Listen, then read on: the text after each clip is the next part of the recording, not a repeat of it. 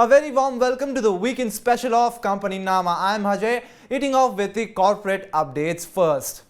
Asian Paints has said that its board has approved setting up a new water-based paint manufacturing facility with a capacity of 4 lakhs kiloliters per annum at an approximate investment of 2,000 crore rupees. The manufacturing at the facility is expected to be commissioned in 3 years after the acquisition of the land. The company now is exploring the possibility of making this investment and setting up the manufacturing facility in Madhya Pradesh, subject to the grant of requisite incentives by the state government. The company would now use the latest manufacturing technology to produce paints and intermediaries in the proposed manufacturing facility in an environment-friendly manner.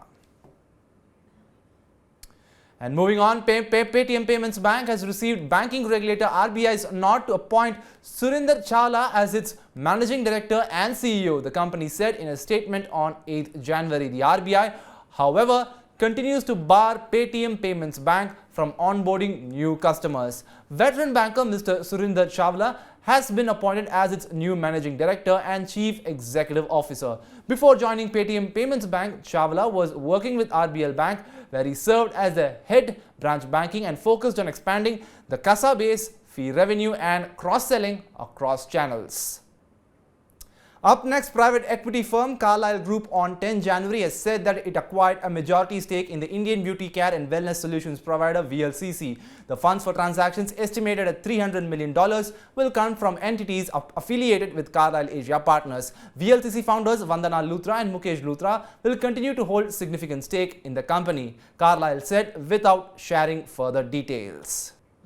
And up next, Adani Green, Torrent Power, Shell and Actors are among the 6 domestic and global energy developers looking to acquire Virescent Renewable Energy Trust and Infrastructure Investment Trust owned by KKR India for an enterprise value of 4,500 crore rupees. Now, according to the Business Daily Economic Times, if the deal goes through, it will be the first sale of an infrastructure investment trust in India. The contenders have submitted non-binding offers and are negotiating with KKR and its advisors JP Morgan, who will proceed with a smaller group of shortlisted candidates for the next round of negotiations. And now over to the segment that focuses on major controversies and disputes around corporates. Let's find out which were those corporate giants that were on the radar this week.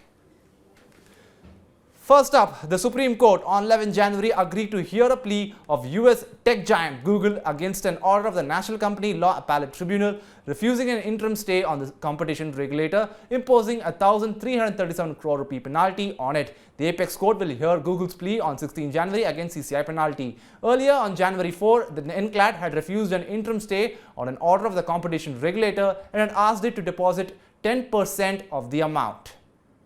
JP Group's flagship firm Prakash Associates has defaulted on loans of 4,059 crore rupees comprising both the principal and interest amount. It has defaulted on repayments of principal amount of 1,713 crore rupees and interest of 2,346 crore rupees. The loans pertain to various banks and the nature of obligation is fund-based on working capital, non-fund-based working capital, term loans and FCCB. And moving on to our final segment, let's take a look at what's brewing in the startup world. First up, the drone industry. India's drone industry saw a bumper year in terms of fundraising in 2022, lifted by favorable government policies, increasing use cases, and the first public listing of the company from the sector. According to data from researcher Traction, homegrown drone startups raised $39.1 billion of equity funding in 2022, more than double compared to $17.5 million in 2021. The Indian government had introduced a dedicated drone policy last year with emphasis on local manufacturing and encouragement for drones as a service in critical sectors like farming, healthcare, logistics, defense and e-commerce. And the last one, Baiju's early investors including Lightspeed Investment and Partners and Chan Zuckerberg are seeking buyers for their partial or full stakes in the edtech company as they look to book profit. These stocks come when the edtech decacorn is tapping private equity from TPG Capital for primary capital. What's to be noted is that even if selling investors found buyers, founder Ravindran would hold the right to match the price or buy those shares at a higher price. Calling it a wrap with that on this Companynama episode. See you again the next weekend with more corporate and startup updates. Until then, go ahead and download the Money9 app on your Android and Apple phones for Money9's other exclusive shows. Have a great weekend and stay tuned to Money9.